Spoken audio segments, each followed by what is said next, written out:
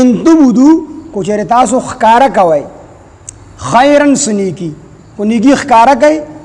او تخفوه یا تاسو هغه پټه کوئ یعنی هغه نیکي پټه کوئ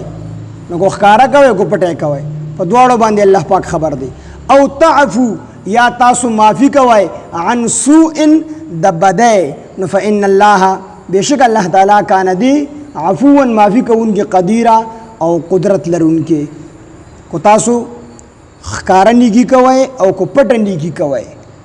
او دا معافي هم یو نیکي ده نو مظلوم له د ظالم نه بدل اغستل جایز دي خو د دې آیت نه دا معلومیږي چې بدل اغستل جایز دي خو معافي کول د دې نه ډېر بهتر دي چې ته معافي وکړې دا ډېر بهتر دي ځکه او تعفو یا تاسو معافي وکړئ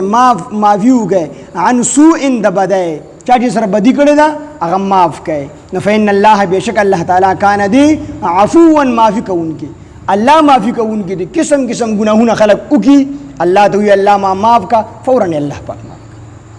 قدیرا او الله پاک د قدرت مالک دی په هر چیز باندې قادر دی دا نه چې چا سزا نشي ورکولی زمونږ خو معافي هغه زمونږ د انسانانو چې کوم ځای کې مونږ باندې غټ سړی ظلم وکړي یو مالدار سړی او زما وس نه رسی نو زه هم بس معاف کړی مې دی دا زما وس نه رسی نو الله په هر چیز قادر دی خو د خپل قدرت باوجود خپل انسان معاف کړي دا نه چې د الله پاک په دې باندې قدرت نشته چې د انسان نه بدل واخلي بدل دې اغستی هم شي خو بیا هم الله معاف کړي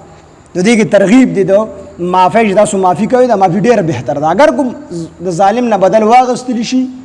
مظلوم دې بدل اغستل جایز دي بدل دې اغستلی شي او کوم معافي